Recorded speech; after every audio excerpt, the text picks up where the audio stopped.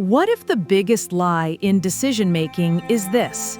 I have to be certain before I move. How many chances have thinned and slipped away because you waited for a guarantee that never came? You weigh options until the scales themselves feel heavy. You replay conversations. You ask for one more sign, one more analysis, one more opinion. Meanwhile, life keeps asking for a choice. Picture 3 moments as if painted in warm candlelight. A sealed letter lies beside a brass seal on a wooden desk, an offer promising wealth but bending your values. In a quiet room of arches and carved chairs, an elder's health declines. You must choose care boundaries no one will like. In a council chamber, colleagues urge a risky shortcut, faster, cheaper, but not safe. The cost of a wrong move feels huge. The cost of no move is quietly larger. Trust erodes, time drains, and self-respect thins. Today we end that paralysis. You do not need certainty to choose without regret. You need a clean way to decide and a steady way to measure your success. By the end of this episode, you'll have a 4-lens filter you can run any hard decision through, a practical toolkit you can start this week, and one sentence that will carry you through the fog. Given my role and my values, I will do X by Y, and I release Z. Take one calm breath. Let's begin. The heart of this wisdom is a paralyzing dilemma met with a steady answer. Act from right duty with a clean intention. Give your best effort and release your grip on the outcome. Avoiding action is not neutral. Inaction is also a choice with consequences. You are responsible for your inputs, honest speech, fair process, skillful effort, and timely follow-through. You are not responsible for the weather of outcomes.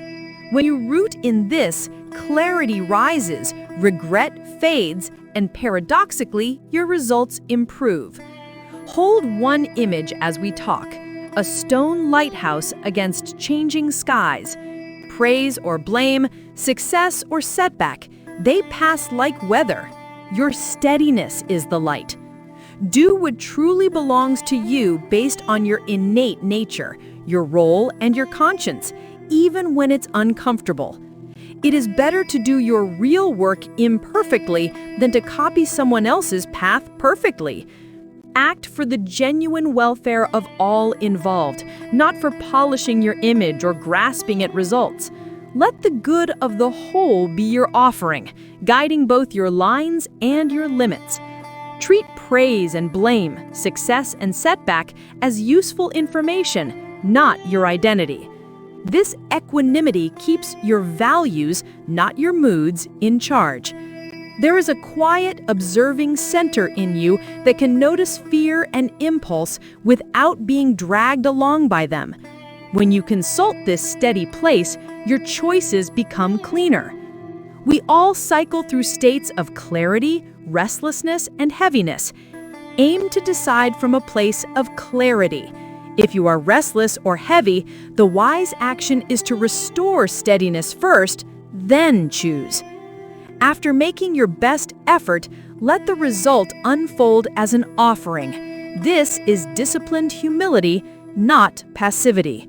Many forces shape outcomes. You are one of them, important, but not absolute. Now, a compass for the fog. Imagine it as a brass instrument resting on a weathered map by a window of pale morning light. The Gita decision framework is a 4-lens filter. Use it in order. First, responsibility.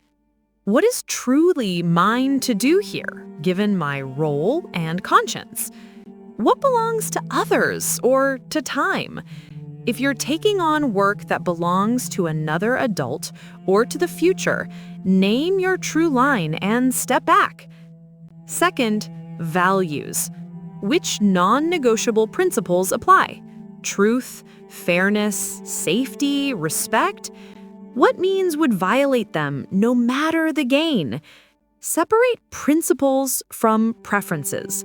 Principles protect human dignity. Preferences serve comfort and image. Third, effectiveness. Given the real context and my current capacity, which option serves the most genuine good with the least unnecessary harm? Right now. Design proportionate steps. When passable, make choices reversible with small pilots and review dates. Fourth, release. After choosing, what specific outcome will I stop trying to control? How will I measure faithfulness to my values instead of obsessing over results? Decide your scoreboard now. Inputs kept, tone maintained, transparency offered, timely repairs made. Exit analysis with one clean sentence. Given my role and my values, I will do X by Y and I release Z. Let's correct 3 common misunderstandings. Detachment means doing nothing. No. Detachment means the right thing without clinging to a specific result. It is active devotion to principle, not indifference to people. Right duty always feels peaceful. Often, it feels costly at first. Peace grows from integrity and follow-through, not from avoiding friction. If I'm unsure, I should wait for a sign. Signs rarely replace sober discernment. Use a framework, seek wise counsel, make a proportionate move, and learn. Now, walk the framework through life. Picture each scene as a still painting, warm candlelight, deep blues and rich reds, faces in thoughtful chiaroscuro. For work ethics and a risky shortcut. Safeguarding customers and colleagues is yours to do. Truth and safety are non-negotiable. Cutting corners violates both.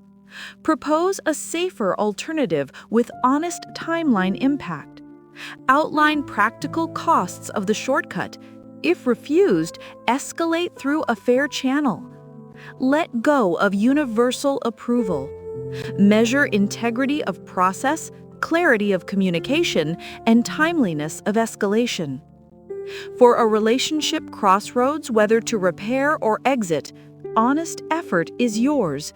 Endless self-betrayal is not. Respect and safety are principles. Saving face is a preference. Offer one time-bound repair plan with specific behaviors, a check-in date, and mutual accountability. Release control of their response. Measure your steadiness and follow through. For a caregiving boundary between help and enabling, provide safe support. Rescue is not your role. Fairness to the whole household and respect for the person's dignity to learn are your values. Tie support to clear agreements and allow natural consequences to teach what lectures cannot. Release their timeline for change. Measure your consistency, warmth, and clarity. For a misaligned but lucrative money offer, provide ethically. Refuse income that deforms your character or harms others. Honesty and fairness outrank image and convenience. Decline cleanly and design an alternative revenue plan that is sustainable. Release the fear of missing out. Measure your alignment and the quality of your plan. For leadership facing layoffs or restructuring, steward the whole, not popularity. Your values are transparent criteria, a humane process, and timely communication. Choose a process that minimizes unnecessary harm and signals respect.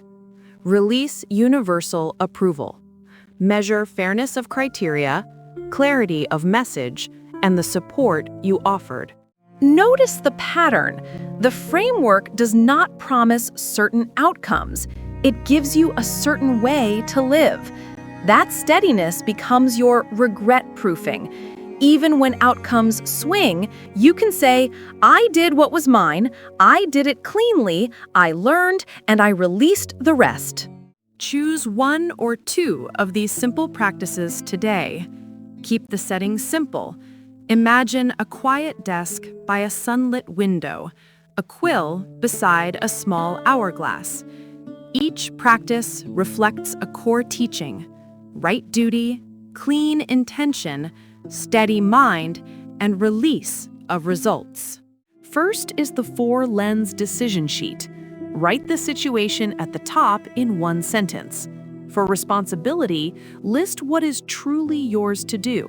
Cross out what belongs to others or to time. For values, circle non-negotiables like truth, fairness, safety, and respect.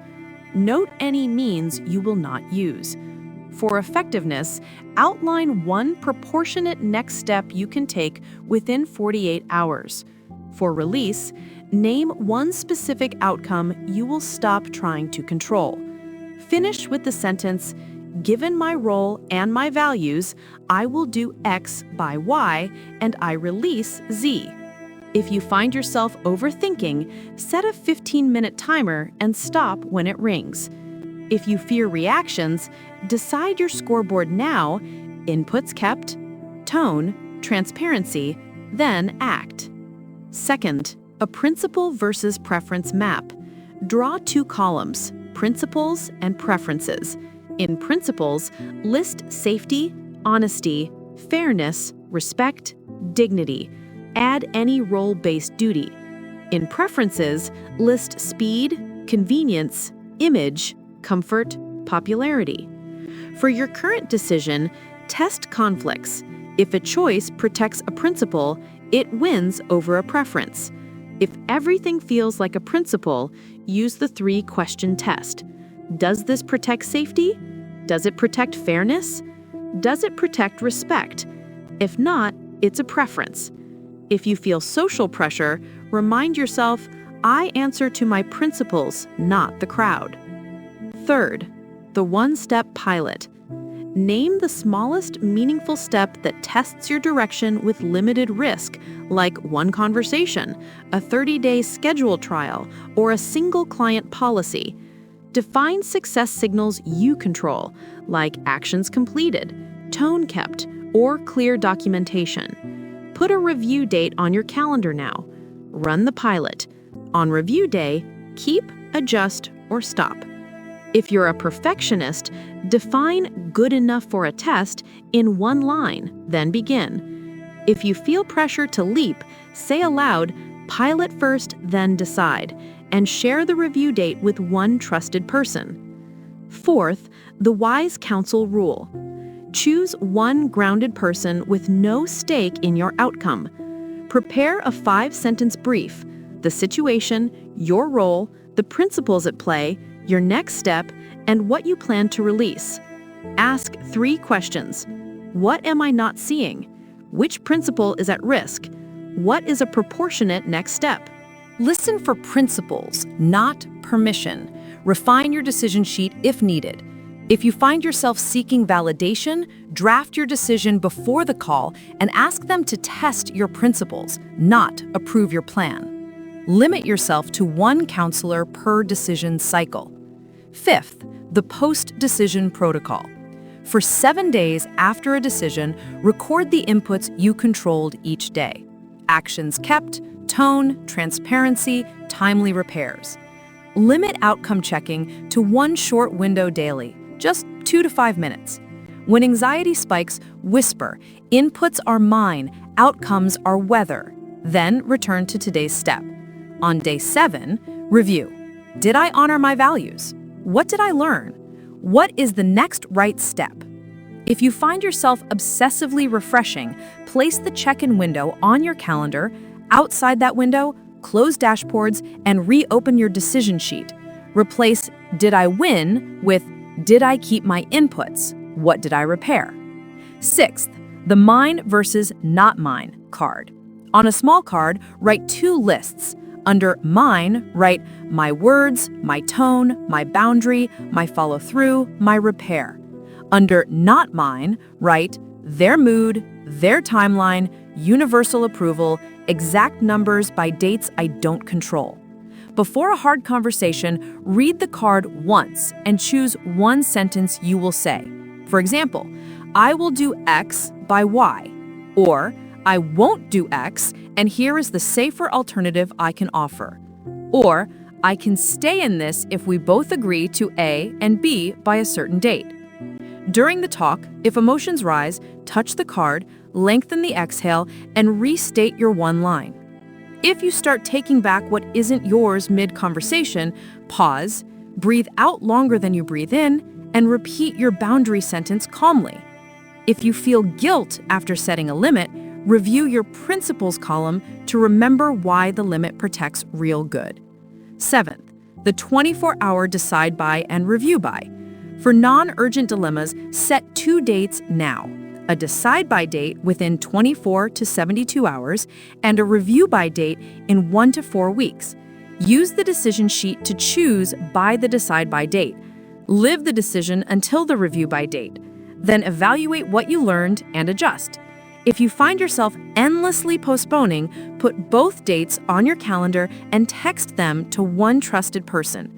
If you're tempted to switch the plan midweek, ask, what input did I commit to keep until review? Then keep it. Sit tall, as if a gentle thread lifts the crown of your head. Soften your jaw. Let your shoulders lower. Feel both feet on the ground, like stone on stone. Notice 3 sensations: the weight of your body on the chair, the cool air on your skin, the rhythm in your chest. Name the choice you're facing. Whisper, I will honor my role and my values. I will act once, clearly. I release the result. Take 5 slow breaths with longer exhales. On each exhale, loosen your grip on one thing you cannot control. Now write one sentence, even if only in your mind. Given my role and my values, I will do one specific action by a specific time, and I release one specific outcome. Feel the shift from grasping to groundedness. Before we close, remember these touchstones. When certainty won't come, clarity still can. Clarity is aligning your role, your values, and your next right effort.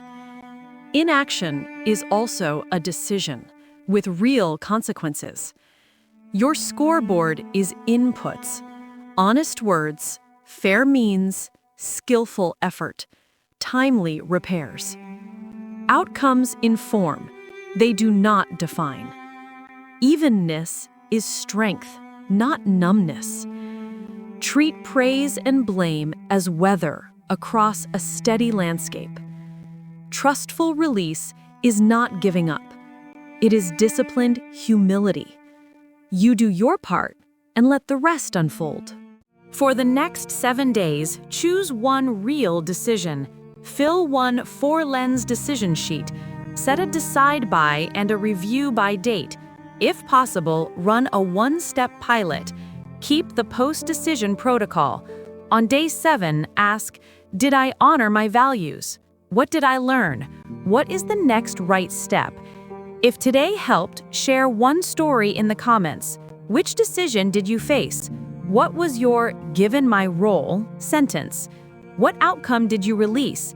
And what changed in your peace or your effectiveness? Also suggest a life challenge you'd like this wisdom applied to next. Workplace ethics, family boundaries, purpose and career.